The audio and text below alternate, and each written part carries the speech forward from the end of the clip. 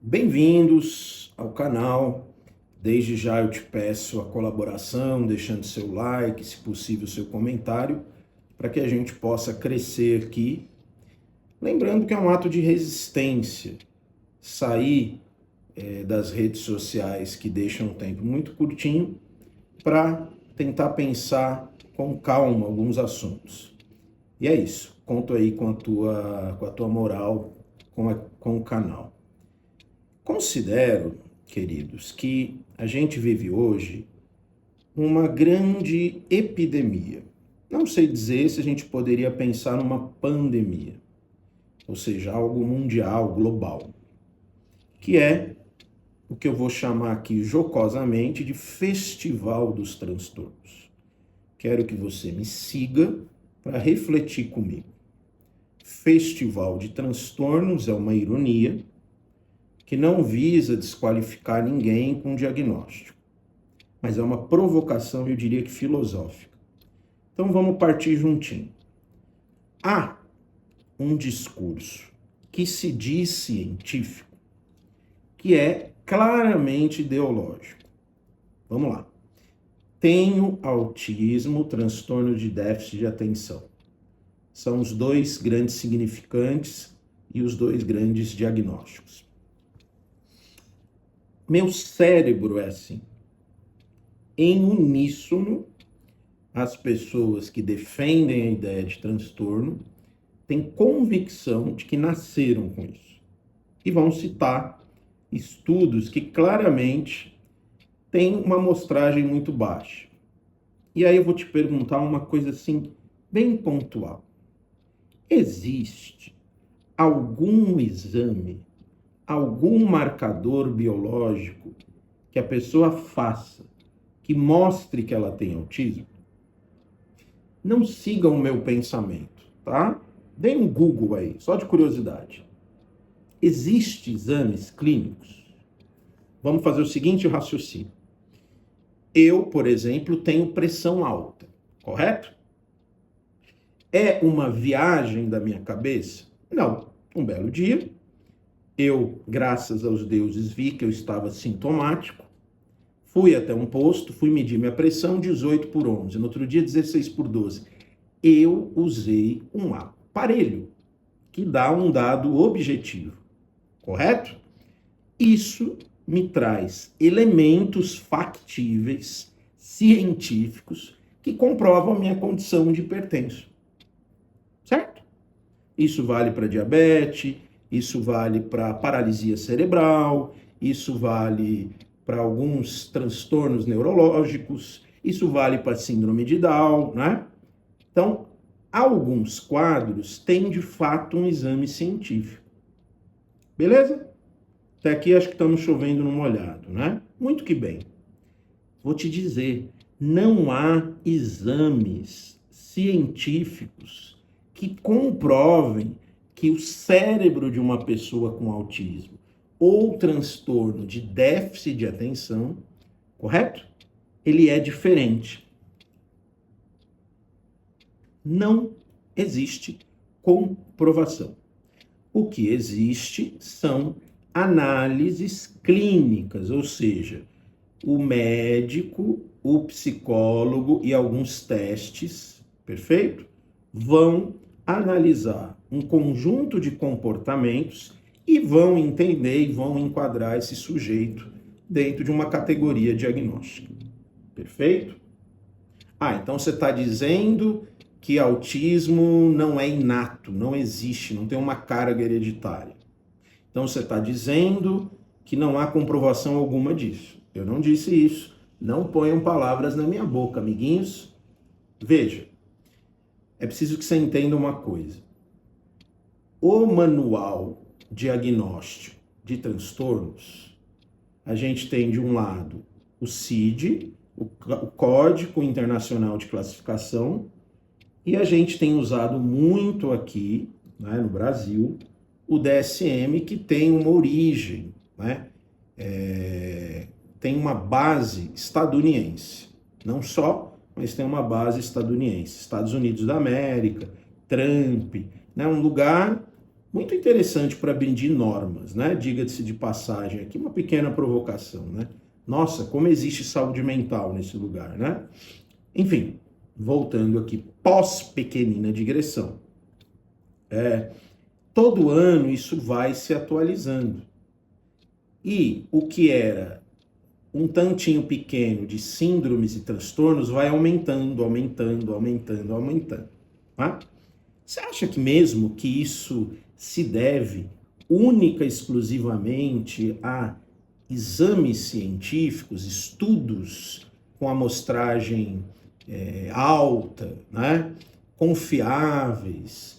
Você acha que a ciência é neutra? Eu te pergunto isso porque eu quero pensar com você. Eu não quero que você seja influenciado aqui pelo meu pensamento, tá bom? Vamos lá. O que a gente vê hoje? Eu vou citar aqui uma experiência empírica.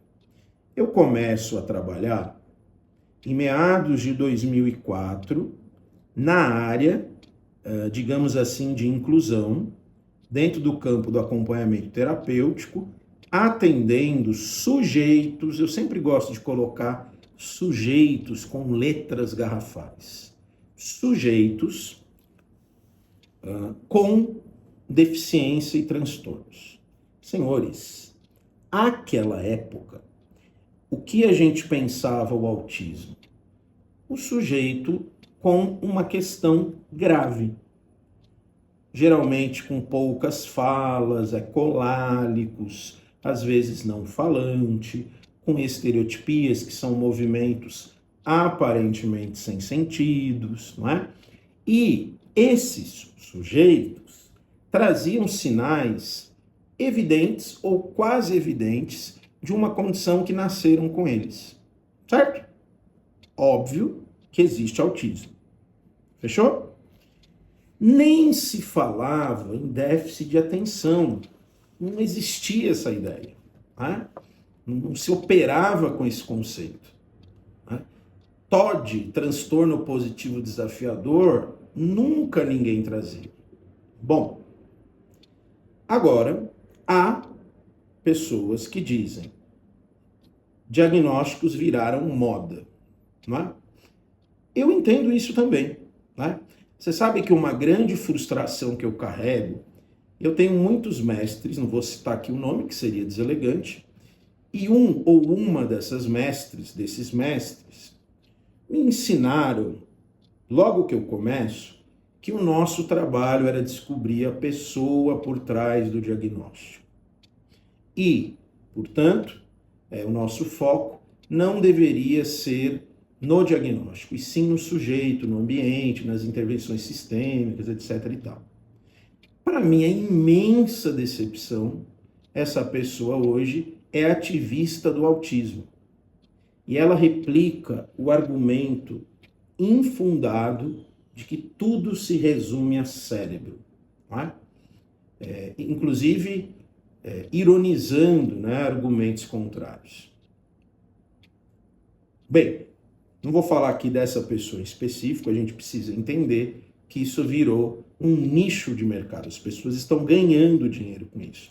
Você sabe quanto que custa uma avaliação ABA, que é vendida como um método seguro para todo e qualquer transtorno? Você tem noção de quanto custa? Dei um Google aí para não ficar colados no meu pensamento. Bom, demos uma voada aqui e focamos muito na questão do autismo ou do TEA. É importante dizer que houve uma mudança que é propagandeada como boa, que é a ideia do espectro, não é? Então não é mais autista, é o espectro autista.